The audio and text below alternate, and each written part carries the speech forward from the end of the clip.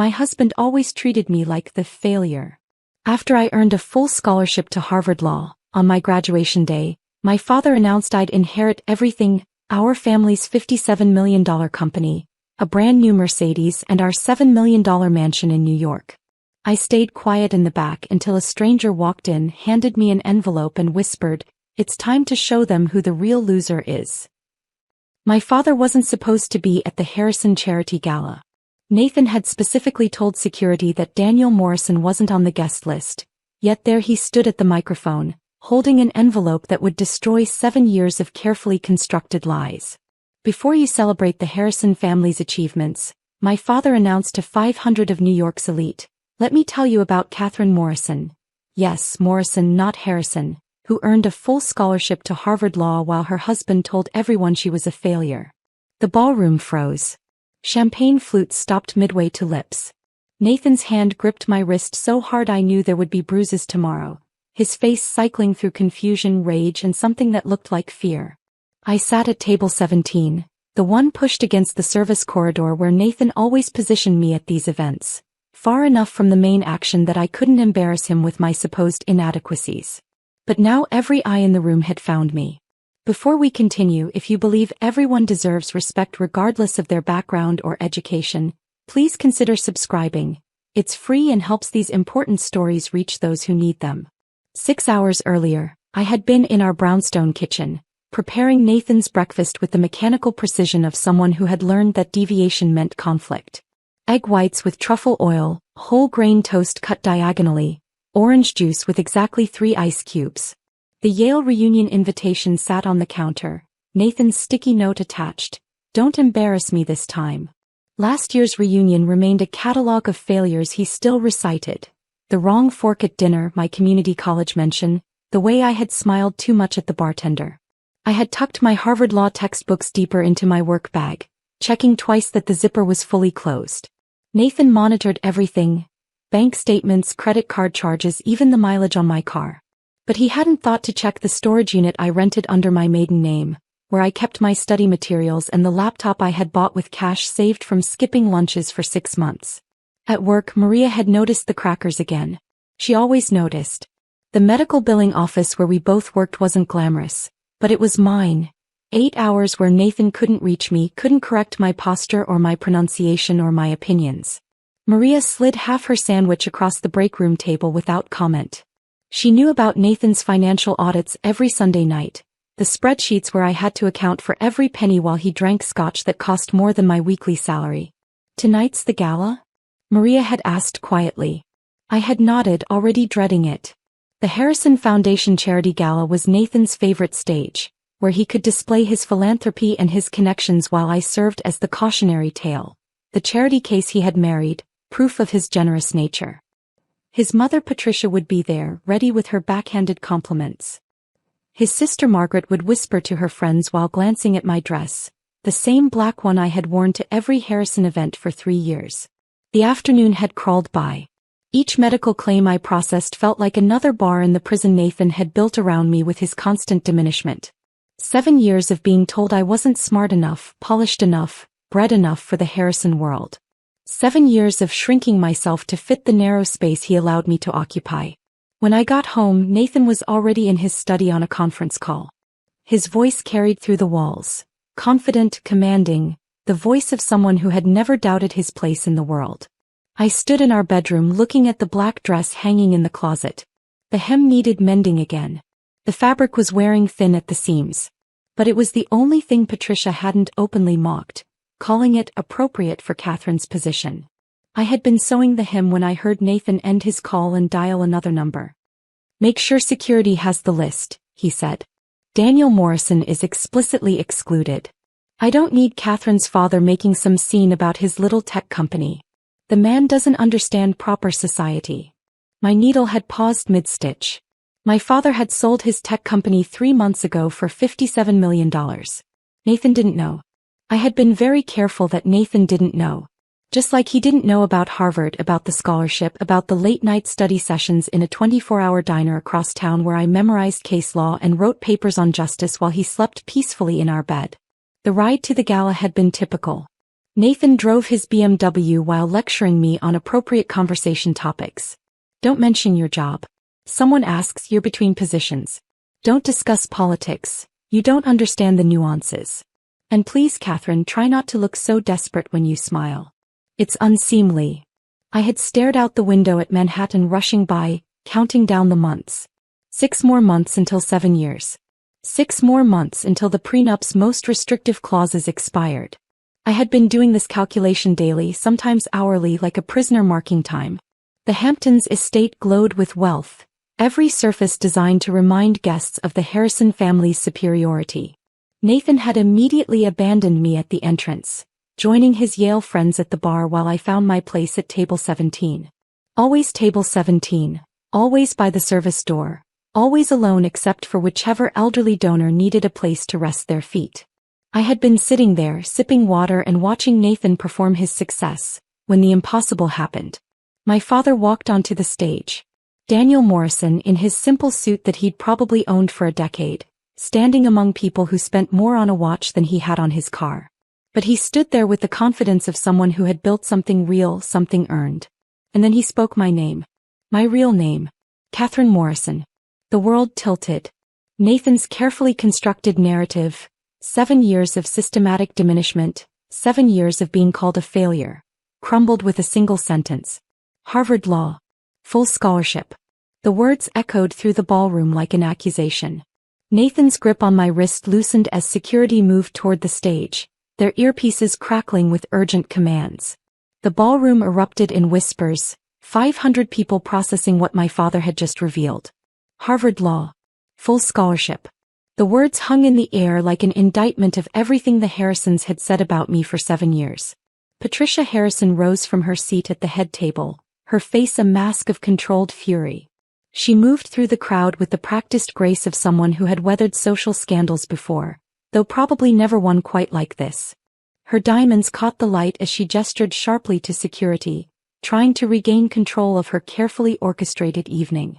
I remembered our arrival 3 hours earlier, sitting in Nathan's BMW as we approached the estate.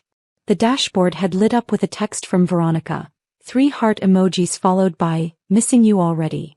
Nathan had swiped it away without even trying to hide it, his eyes never leaving the road as he continued his pre-gala lecture. Remember, if anyone asks about your career, you're exploring options. Don't mention that medical billing office. It's embarrassing. And if the conversation turns to current events, just smile and redirect. You don't have the background to contribute meaningfully. His words had washed over me like they always did, each one carefully chosen to remind me of my place. The prenup sat between us like a third passenger, invisible but ever-present. 6 more months. He had reminded me of it just that morning, casual but pointed. It would be such a shame if you threw away 7 years over something trivial, he had said, watching me organize his vitamins. Especially when you'd leave with nothing. The receiving line at the gala entrance had been its own special form of torture.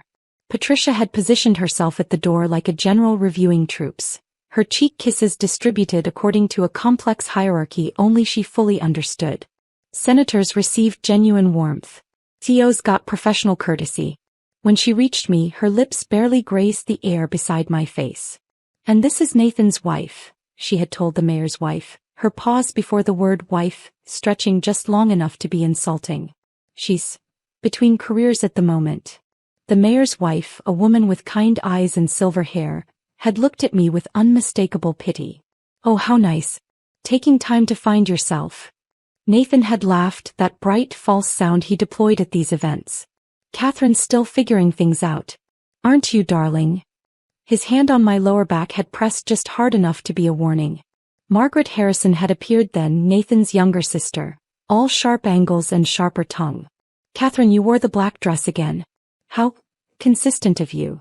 Her friends had tittered behind their champagne flutes, a chorus of privileged amusement. I had made my way to table 17 after that, my designated spot at every Harrison event. The place card had my name written in elegant calligraphy, positioned at the table nearest the kitchen doors where the servers brushed past constantly, their trays clattering. The elderly gentleman beside me, Mr. Worthington, had fallen asleep before the appetizers arrived, his gentle snoring the only conversation at our exile table. From that vantage point I had watched Nathan work the room. He moved between groups with the confidence of someone who had never doubted his welcome anywhere. At the head table, surrounded by investment bankers and hedge fund managers, he had launched into what I recognized as his favorite story, the one about his wife's attempt to understand cryptocurrency at a dinner party. His hands moved in familiar patterns, mimicking my supposed confusion, my adorable incompetence. The laughter that followed had carried across the ballroom, each chuckle another small cut. Derek Chin, Nathan's Yale roommate, had been particularly amused. "God, Nathan, where did you find her? It's like Pretty Woman, except Julia Roberts never quite figures out which fork to use." "The rescue mission continues," Nathan had replied, raising his glass in mock toast. "Some projects take longer than others." I had been staring at my untouched salad, practicing the breathing exercises my therapist had taught me before Nathan found out about the sessions and canceled them, when movement near the service door caught my eye. Through the narrow window I saw him. My father. Daniel Morrison, wearing the same gray suit he had worn to my college graduation, arguing with two security guards. His work boots, the ones he refused to replace despite having sold his company, stood in stark contrast to the marble floor. The envelope in his hand looked official, legal, important. One security guard reached for it, but my father pulled it back, his voice rising just enough that I could hear fragments through the door. "My daughter. 7 years. The truth." My heart had started hammering. I hadn't seen him in 2 years, not since Nathan had orchestrated the final break. "Your family holds you back," he had said after a particularly tense Thanksgiving. "They don't understand our world. It's for your own good." He had made it sound logical, caring even. But really he just couldn't risk them seeing what he was doing to me. The security guards had been getting more aggressive, one speaking rapidly into his earpiece while the other tried to guide my father away from the door. But Daniel Morrison had built a tech company from nothing. He had negotiated with venture capitalists and hostile boards.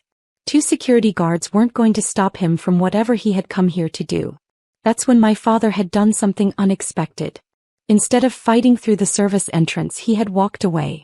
The guards had relaxed, probably reporting the situation handled. But I knew my father's tactical retreats. He wasn't giving up. He was finding another way in. 5 minutes later he had appeared at the main entrance. Not skulking or hiding, but walking straight through the front door during a shift change, when one set of guards was briefing their replacements. He moved with purpose, not running but not hesitating, heading directly for the stage. Patricia had been in the middle of introducing the evening's program when my father climbed those steps.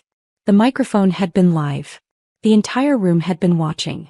And then he had spoken my name, my real name, not the diminished version Nathan had created, and everything I had hidden for 6 months came spilling into the light. Now, as security finally reached the stage, my father stood his ground. He held up the envelope and his voice carried over the chaos. 7 years of lies end tonight. 7 years of lies end tonight, my father repeated, his voice cutting through the chaos as security guards reached the stage. He held the envelope higher, and something in his stance, the set of his shoulders, the steel in his eyes, made them hesitate. This wasn't some drunk party crasher or activist with a cause. This was a father who had waited long enough. My father looked directly at Nathan, who stood frozen at the head table, his face drained of color. "Nathan Harrison, you've spent 7 years telling everyone my daughter is a failure. You've paraded her around these rooms like a rescued animal, proof of your charitable nature." His voice grew stronger with each word. "But while you were playing with your daddy's trust fund, buying yachts you name after yourself, I built Morrison Industries from a garage startup into a $57 million technology empire."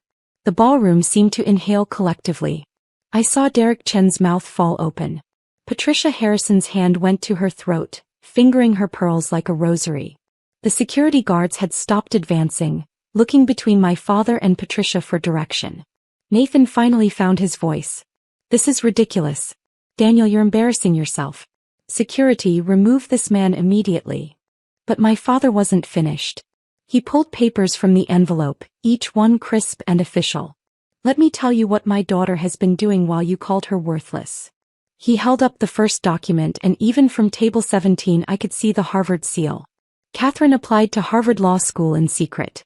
She took the LSATs at a testing center 40 miles away so you wouldn't find out, Nathan.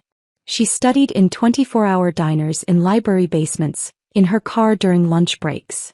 My hands were shaking so violently I had to press them flat against the table. Every secret I had guarded, every late-night study session, every hidden textbook. My father was laying them bare before 500 people. She didn't just get accepted, my father continued, his voice rising. She earned a full scholarship. Perfect SAT score. Perfect grades while working full-time and managing a household where she was treated like staff. She graduates next week, first in her class, and not one of you knew because she was so terrified of what Nathan would do if he found out. Patricia Harrison's gasp was audible across the ballroom. Nathan's champagne glass slipped from his hand, crystal shattering against marble, golden liquid spreading like a confession across the floor. The sound seemed to break whatever spell had held the room silent. Whispers erupted everywhere.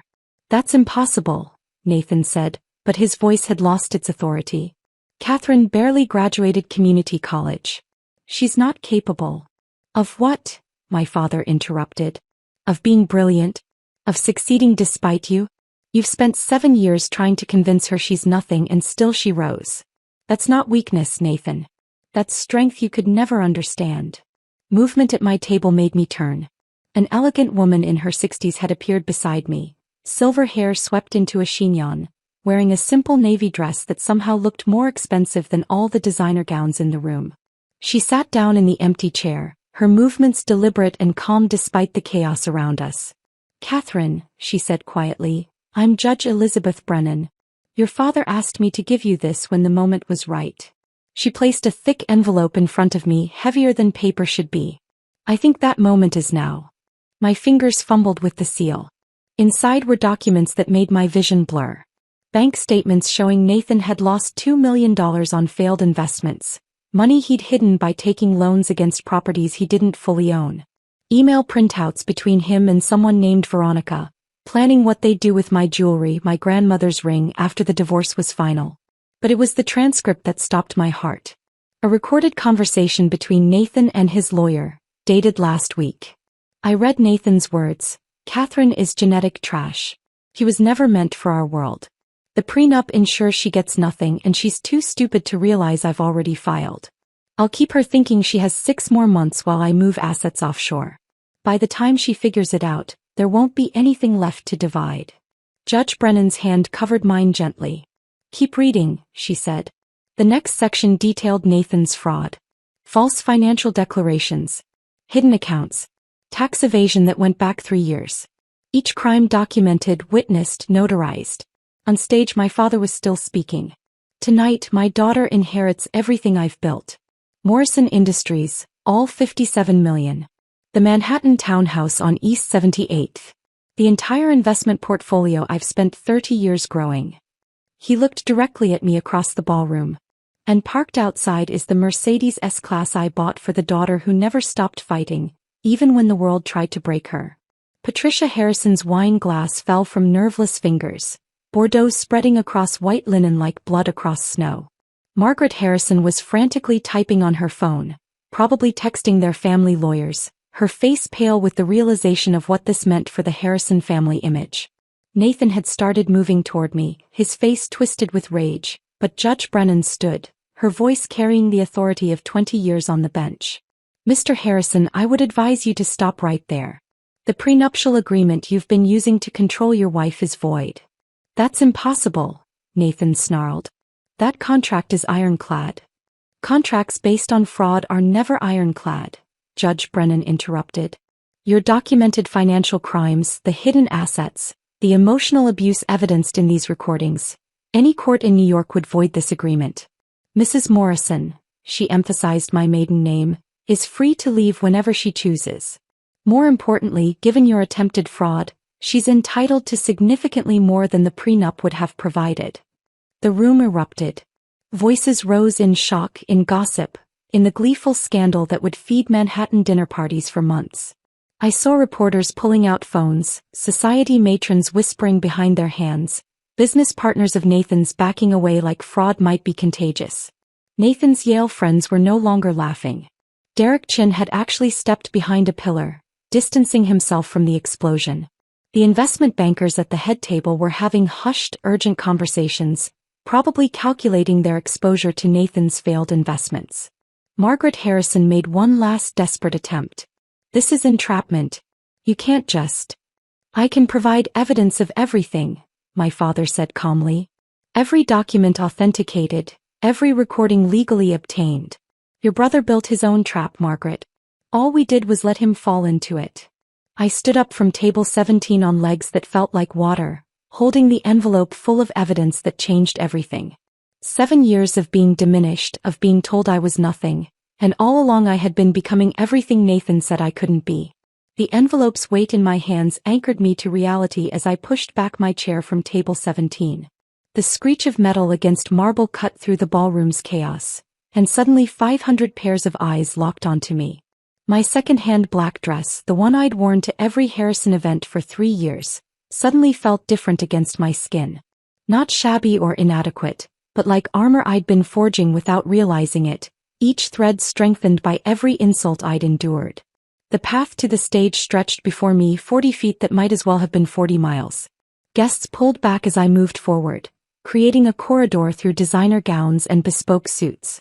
I heard someone whisper, "Is that really her? The failure?" Another voice responded, "Apparently not." Nathan lunged from his position near the head table, his face contorted with desperation. His fingers caught my wrist, the same grip he'd used 1,000 times to steer me where he wanted me to go, to position me like a prop in his perfect life. "We need to talk about this privately," he hissed, his breath hot against my ear. "You're making a mistake. You don't understand what you're doing." I stopped walking but didn't turn to face him. The entire ballroom held its breath. "You don't get to touch me anymore," I said, my voice carrying across the silent room. I pulled my arm free with emotion that came from somewhere deeper than thought, from 7 years of suppressed autonomy finally breaking surface. Nathan's hand hung in the air where my wrist had been, and I saw the exact moment he realized he'd lost control. His mouth opened and closed, but no words came. Behind him, Derek Chin had his phone out, recording everything. The Yale Brotherhood was documenting their friend's downfall. As I continued toward the stage, movement in the crowd caught my eye. There, standing between 2 senators' wives, was Maria from the medical billing office. My Maria, who'd shared her lunch when I couldn't afford my own, who'd held my hand under break room tables while I cried about Nathan's latest cruelty. She stood there in a simple blue dress I recognized from Target, her phone raised and recording, tears streaming down her face. When our eyes met, she gave me a thumbs up and mouthed, "Finally." My father's voice found me as I reached the stage steps. "I invited someone who actually cares about you, sweetheart. Someone who's seen the truth all along." Maria's presence changed everything. Among 500 faces that had watched my humiliation for years, there was one person who had seen me, really seen me, not as Nathan's disappointing wife or Patricia's embarrassing daughter-in-law, but as Catherine. Just Catherine. Judge Brennan helped me up the final steps to the podium. The microphone weighted like a weapon I'd never known I could wield. I pulled out the first email from the envelope, my hands steadier than they'd been in years. "I'm going to read you something," I said into the microphone. My voice echoed through the ballroom and I barely recognized it as my own. "This is an email Nathan sent to Derek Chin last month." Derek's face went white. He lowered his phone, suddenly wishing he could disappear into the marble floor. I read Nathan's words slowly, letting each one land like a verdict. "Catherine is proof that you can't polish trash, but she's useful for now. She cooks, cleans, and asks for nothing. The prenup ensures she'll leave with nothing, and she's too broken down to realize she could fight it. Best investment I ever made. A live-in servant who thinks she's a wife." The ballroom erupted. Not in laughter this time, but in genuine shock. I saw Nathan's business partners exchanging glances, saw them pulling out phones, probably checking contracts and partnerships.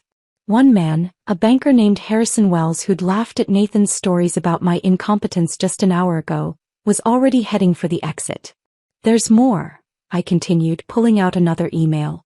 "This one's to his attorney, sent 3 days ago. Move the offshore accounts timeline up. Catherine's getting suspicious. If she finds out about Veronica or the hidden assets, we need everything transferred before she can file." Patricia Harrison stood up from the head table. "This is slander. You can't prove." Judge Brennan stepped to the microphone beside me. Mrs. Harrison, I've authenticated every document. Moreover, the prenuptial agreement your son forced Catherine to sign contains provisions that violate New York state law. She pulled out a copy of the prenup, certain sections highlighted in yellow. Article 7, Section 3 states that even in cases of documented physical abuse, Catherine would forfeit all marital assets. Article 9 invalidates any claim she might have even if Nathan committed fraud. These clauses are unconscionable and void as a matter of law. Margaret Harrison shot up from her seat. Our lawyers will fight this. You can't just. Your lawyers, Judge Brennan interrupted calmly, are welcome to review my filing with the court this afternoon. Any attempts to intimidate Mrs. Morrison or interfere with these proceedings will be considered witness tampering and obstruction of justice. I'd encourage you to remain silent. Margaret's mouth snapped shut. I saw her fingers flying across her phone screen, probably texting the family lawyers, but her face had gone pale. She knew what this meant. The Harrison family image, built on generations of calculated superiority, was crumbling in real time. I found Nathan's eyes in the crowd. He stood frozen between tables, isolated in a circle of empty space as guests backed away from him like his disgrace might be contagious. You spent 7 years telling me I was nothing, I said directly to him, my voice steady. You made me document every penny I spent while you lost millions on failed investments. You made me believe I was too stupid for your world while I was earning perfect scores at Harvard Law. You told everyone I was a failure while I was graduating first in my class. The next document in the envelope was a bank statement. $2 million, Nathan. That's what you lost last year alone, hidden across 14 different investment accounts you didn't think I'd find. You borrowed against properties you don't fully own, committed tax fraud to hide the losses, and all while telling me I couldn't be trusted with the grocery money. Someone in the crowd gasped. Might have been Patricia. Might have been anyone. The sound rippled through the ballroom like dominoes falling, each person reassessing what they thought they knew about the Harrison family fortune. Maria was still recording, still crying, still standing witness to my truth. Behind her, I noticed other phones raised, other recordings being made. By morning this would be everywhere. The carefully constructed image Nathan had spent years building was being demolished in real time, not by my father's money or Judge Brennan's legal expertise, but by his own words, his own cruelty, his own arrogance in believing I'd never fight back. The ballroom had become a theater of Nathan's destruction, and he seemed determined to be both director and star of his own downfall. As I stood at the podium with his financial crimes laid bare before 500 witnesses, Nathan pushed through the crowd, his face flushed and wild. Those documents are fabricated, he shouted, his voice cracking on the last word. Catherine doesn't understand complex financial instruments. She's too stupid to comprehend what she's looking at. These are legitimate tax strategies that someone like her could never grasp. I held up another email from the envelope, this one dated 6 months ago. Then perhaps you can explain this message to your accountant where you write, need to hide the Singapore losses before year-end. Create shell invoices if necessary. Catherine must not find out about the extent of the damage. The Yale contingent began their retreat. Derek Chin was already at the ballroom doors, phone pressed to his ear. Another classmate, James Whitfield, suddenly remembered he had an early flight. One by one, Nathan's brotherhood abandoned him, their Italian leather shoes clicking rapidly across marble as they fled association with fraud. Patricia Harrison remained frozen at the head table, her face a mask of disbelief as she watched her son rage against evidence he couldn't refute. Her hands gripped the edge of the table, knuckles white against the burgundy tablecloth, as if holding on might stop her world from tilting. This is theft. Nathan continued, spittle flying from his lips. That money is mine, from my family, my inheritance. The money you lost belonged to investors, Judge Brennan interrupted calmly. Some of whom are in this room tonight. A murmur rippled through the crowd. I saw several men in expensive suits pulling out phones, their faces darkening as they presumably checked their portfolios. Nathan had been playing with other people's money, not just his family's fortune. Movement near the exit caught my attention. A woman in a red dress had stood up from table 12, her blonde hair catching the light as she turned toward the stage. Veronica. Nathan's mistress, the one whose heart emojis had popped up on his phone throughout our marriage. She stood there for a moment, surveying the wreckage, then spoke in a voice that carried across the ballroom. "He promised me her jewelry," Veronica announced, her voice flat and matter-of-fact. "Said Catherine's grandmother's diamonds would look better on someone who appreciated them. Told me I could have the brownstone too once she was gone by Christmas." The words should have hurt, but instead I felt a strange lightness. Every suspicious late night, every weekend conference, every time Nathan had made me feel paranoid for questioning his absences, I had been right all along. The relief of validation outweighed the sting of betrayal. "Veronica, shut your mouth," Nathan roared, but she was already walking out, her heels clicking a staccato farewell. "He said you were too damaged to leave," she added over her shoulder. "Said he'd broken you down so thoroughly you'd never have the courage to walk away." The doors closed behind her with a definitive thud. Margaret Harrison chose that moment to make her move. She charged toward the stage, her designer gown hiking up as she took the steps 2 at a time. "This is enough," she shrieked, reaching for the microphone. "Catherine, you ungrateful little nobody. We welcomed you into our family and this is how you repay us." I stepped back, letting her grab the microphone. Sometimes the best revenge is letting people reveal themselves. "Those investment losses were supposed to be confidential," Margaret continued, her face red with fury. "The board wasn't supposed to know about the Singapore accounts or the Caribbean holdings." She stopped mid-sentence, realizing what she'd just admitted. Judge Brennan was already writing in her legal pad, documenting Margaret's confession that she knew about Nathan's fraudulent activities. "Ms. Harrison," Judge Brennan said quietly, "you've just admitted to knowledge of securities fraud. I suggest you stop talking and contact your attorney." Margaret's face went from red to white in seconds. She backed away from the microphone, nearly tripping over her gown as she stumbled down the stairs. Her phone was out before she reached the floor, fingers fumbling as she presumably called the family lawyer.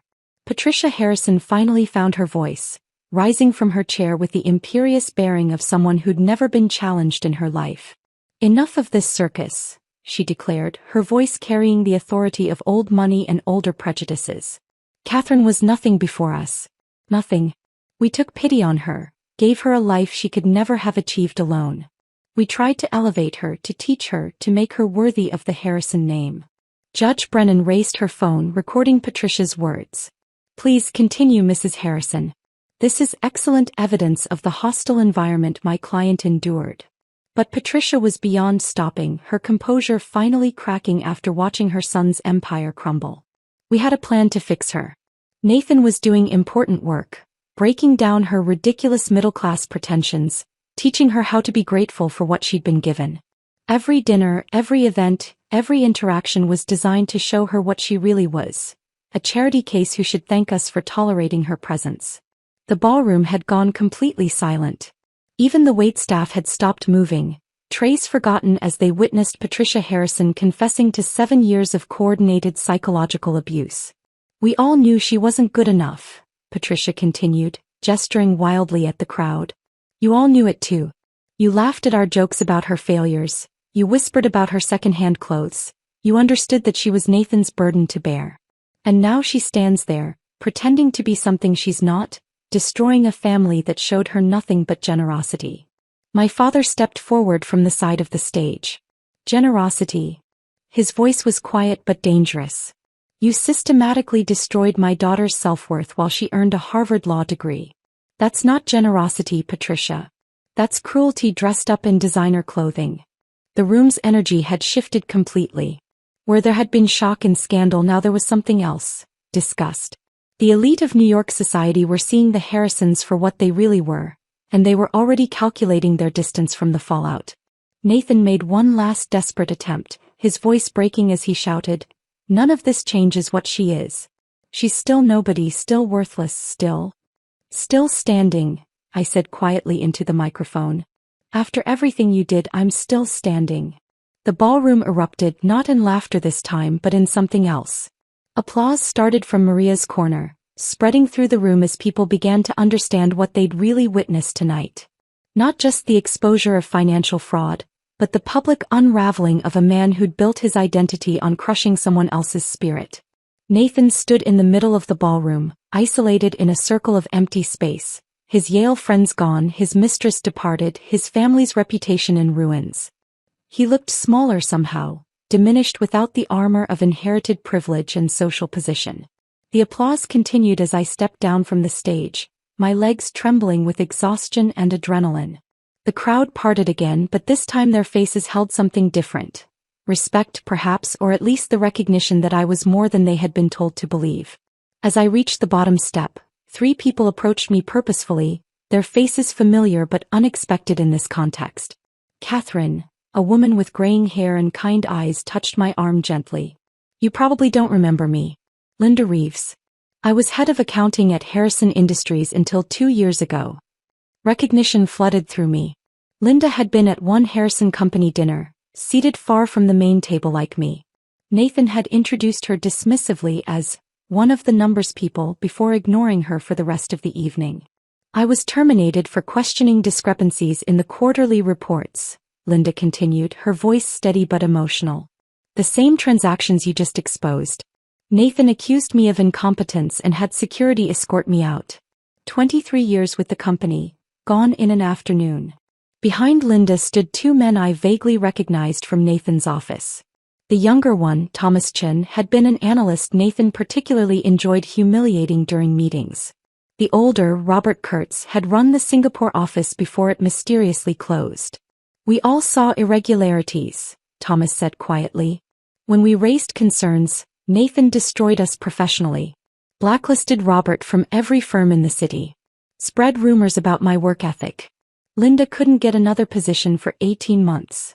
Robert stepped forward, his weathered face serious. We've been documenting everything, Catherine. Keeping records, gathering evidence. We just never had the platform or credibility to expose it. But now, with what you've revealed tonight, our testimony could help ensure Nathan faces real consequences. Linda's hand squeezed mine, and her next words shattered the composure I had maintained throughout this entire ordeal.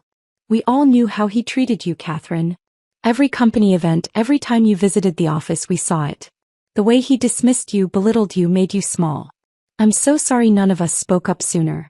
We were all too afraid of losing our jobs, our reputations. We failed you. The tears came then, hot and sudden, 7 years of suppressed emotion breaking through the dam I had built to survive. Linda pulled me into an embrace, and I sobbed against her shoulder while 500 of New York's elite watched. I didn't care anymore about appearances or propriety. These 3 strangers had seen my pain when the people who claimed to love me had inflicted it. Through my tears, I felt familiar arms wrap around me from behind. My father's voice, steady and warm, whispered in my ear. I've got you, sweetheart. Let it out. You've been strong for so long. I turned in his arms, burying my face against his chest the way I had as a child when the world felt too big and frightening. His suit smelled of the same aftershave he had worn my entire life, a constant in a world that had tried to reshape me into something I wasn't. You never needed their approval, he murmured, stroking my hair while the ballroom watched. Not Nathan's, not Patricia's, not any of these people's. You were always enough, Catherine. More than enough. I should have fought harder to stay in your life. I should have pushed back when Nathan isolated you. This embrace felt different from any touch I had experienced in 7 years. Nathan's hands had always been performative, positioning me for photos, steering me through crowds, marking possession. Or they had been controlling, gripping too tight, holding me in place. But never comforting. Never safe. Never home. Maria appeared at my side, mascara streaked down her cheeks, and joined our embrace. Here in this ballroom full of millionaires and power brokers, the people who truly cared about me formed a protective circle. Linda, Thomas, and Robert stood nearby, creating a buffer between us and the gawking crowd. From across the room, I noticed the head caterer, Antoine, directing his staff with pointed precision. Nathan's table, where he stood isolated and rage-filled, had been cleared of everything. Wine, water, even bread. Meanwhile, a server appeared at my elbow with a fresh glass of champagne and a small plate of canapés I hadn't ordered. Antoine caught my eye and winked. Earlier that evening, I had witnessed Nathan berating him about the champagne selection, calling him incompetent and threatening to ensure he never worked another society event. The staff had heard it all, had watched Nathan's cruelty for years, and now they were choosing sides in the smallest but most meaningful ways. Judge Brennan approached our group, waiting patiently until I had composed myself enough to acknowledge her. When I finally met her eyes, she pulled me slightly aside, her voice low and intense. "Catherine, I need to tell you something," she began, her professional demeanor softening. 40 years ago I was married to a man who made me feel worthless, who convinced me I was nothing without him. The difference is I didn't have a father brave enough to storm a ballroom. I didn't have evidence of fraud to void a prenup. I stayed." Her eyes glistened with unshed tears. "I stayed for 23 years until James died of a heart attack at his desk, still controlling me from beyond the grave through the will he'd crafted. 23 years of my life disappeared into his ego. I went to law school at 51, became a judge at 60, but I'll never get those decades back." She gripped my hands with surprising strength. "You're 30 years old, Catherine. You're brilliant, accomplished, and about to graduate from Harvard Law. You have your whole life ahead of you and you're free. Do you understand what a gift that is? You're braver at 30 than I was at 50. Her words hit me with physical force. Around us, the gala continued its chaotic unraveling. Security guards were escorting Patricia and Margaret Harrison out while they shouted about lawsuits. Business associates of Nathan's huddled in corners, their phones pressed to their ears as they presumably tried to distance themselves from the scandal. But in my small circle of unexpected allies, time seemed to pause. "Don't waste another minute feeling guilty for saving yourself," Judge Brennan continued. "Not 1 minute. Men like Nathan, families like the Harrisons, they count on our guilt, our need to be polite, to be understanding. They weaponize our empathy against us. But tonight you turned their weapons back on them. That takes courage most people never find." Judge Brennan's words still echoed in my mind as the ballroom descended into controlled chaos around us. Security guards were attempting to restore order while guests either fled the scandal or pressed closer to witness more drama. In the midst of it all, I noticed Nathan had disappeared from his isolated spot near the abandoned head table. "Where did he go?" Maria asked, scanning the crowd nervously. Before anyone could answer, a server approached our group. "Mrs. Harrison," he said quietly, and I almost corrected him before realizing old habits die hard. "Your husband went toward the library. He seemed agitated." My father stepped forward protectively, but I placed a hand on his arm. "I need to face him one more time. Alone." "Absolutely not," my father said firmly. "Catherine, he's desperate and dangerous. Maria and security can wait outside the door," I said, pulling out my phone and starting the voice recording app. "I need him to say what he really thinks when there's no audience. I need that closure." Judge Brennan nodded slowly. "Get him on record. Anything he says now could be crucial for the divorce proceedings." The library sat at the far end of the estate's east wing, its mahogany doors closed but not locked. I could hear Nathan inside, glass clinking as he poured himself something from the bar. Maria positioned herself in the hallway with 3 security guards, all of them recording on their phones as I pushed open the door. Nathan stood by the window, a tumbler of whiskey in his hand, his bow tie undone and hanging loose around his neck. He looked smaller somehow, diminished without his audience and armor of superiority. When he turned to face me, his eyes held a wild desperation I'd never seen before. "Catherine," he said, his voice attempting charm but landing somewhere closer to pleading. "We can fix this. All of it. Just you and me, we can make this go away." I stayed near the door, my phone recording in my hand. "There's nothing to fix, Nathan." He moved closer, switching tactics with the fluidity of someone used to manipulating situations. "I'll give you a generous settlement. $3 million. Tonight. All you have to do is go back out there, tell them it was a misunderstanding and sign an NDA. We can divorce quietly in 6 months and you'll be set for life." $3 million. I almost laughed. "You lost $2 million last year alone. Where exactly would this money come from?" His face darkened. "Don't act smart with me. You don't understand how money works at this level. I have resources you couldn't even imagine. Offshore accounts in the Caymans, Switzerland, Singapore. Places your little community college education never taught you about." "You mean the illegal accounts you've been hiding from the IRS?" I kept my voice steady, watching him realize he'd just confessed to tax evasion on recording. Nathan lunged forward, his hand clamping around my wrist with bruising force. "You're nothing without me," he snarled, whiskey breath hot against my face. "Nothing. I made you. I gave you a name that meant something. Without me, you're just another nobody with a worthless degree from a school that only accepted you out of pity. The pain in my wrist was sharp, but I didn't pull away. Instead, I looked him directly in the eyes. Harvard accepted me on merit, Nathan. First in my class. And you know what's funny? You're the one who's nothing. Without your family name, without inherited money, without people you can step on, who are you? He raised his other hand as if to strike me, but I spoke calmly and clearly. Maria is right outside that door with 3 security guards, and they're all recording this. Nathan's hand froze mid-air.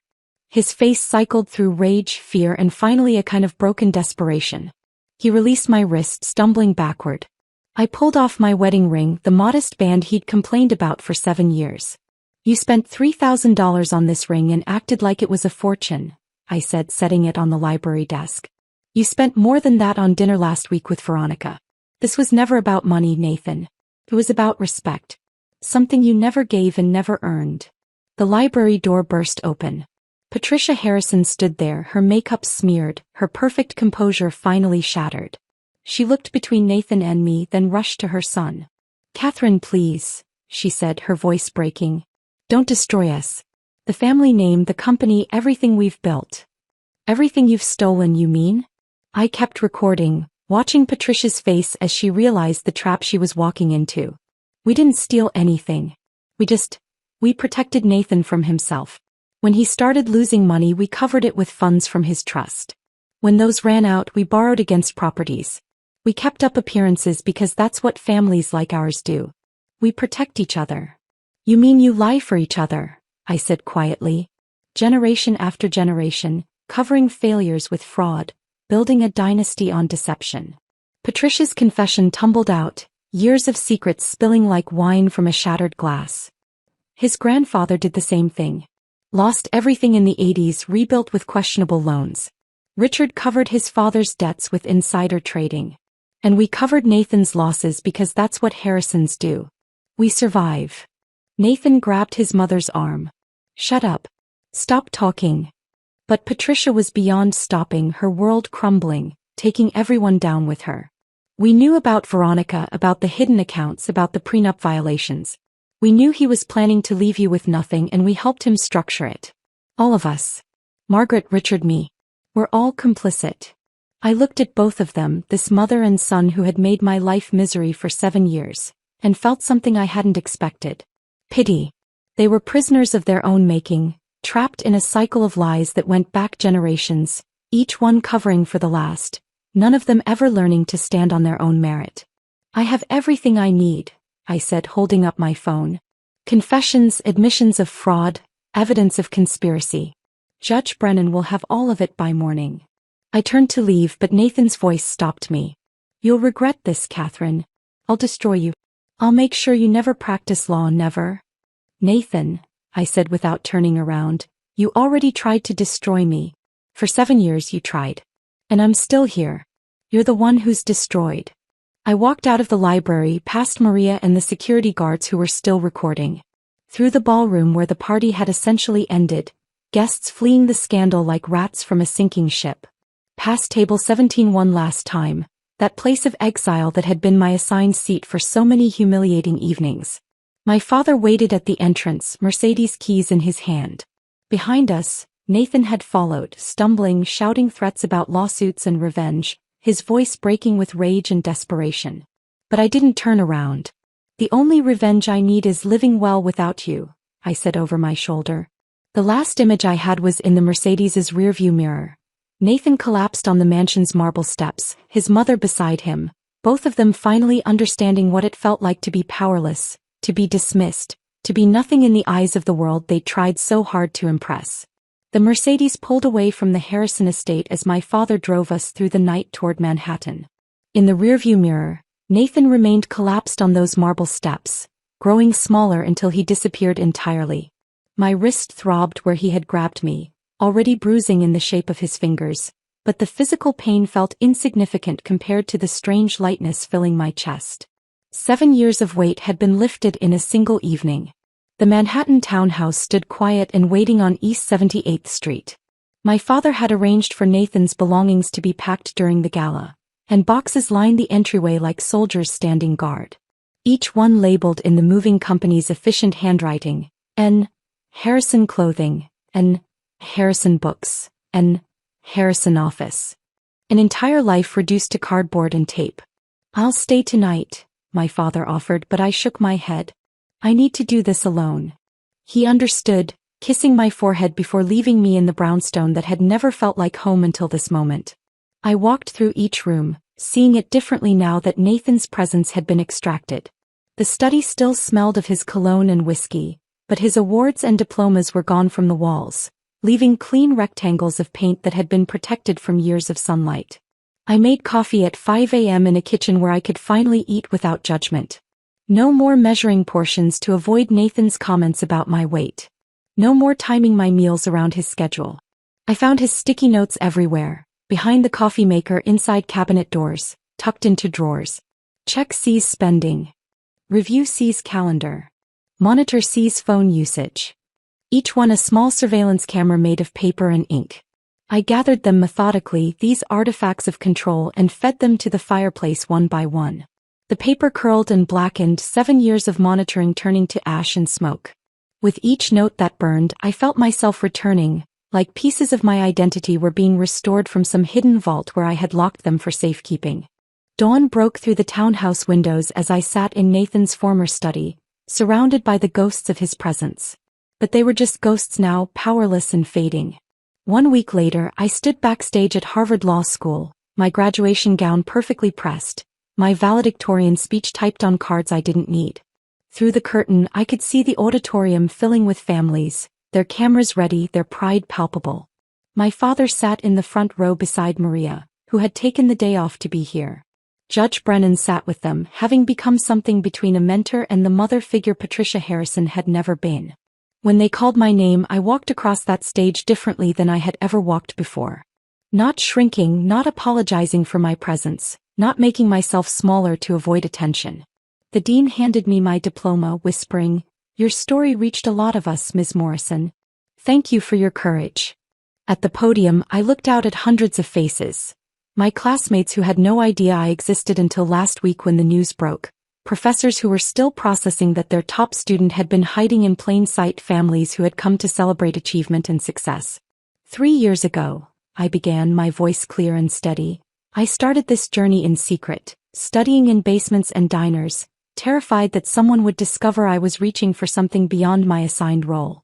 I was told daily that I wasn't intelligent enough, sophisticated enough, bred well enough for success. The auditorium was silent, everyone understanding the weight of what I wasn't saying directly. But here's what I learned in these halls. Intelligence without empathy is just sophisticated cruelty. Power without accountability is theft wearing a 3-piece suit. And success built on breaking others down isn't success at all. It's failure dressed in designer clothing. I never mentioned Nathan's name, but everyone knew.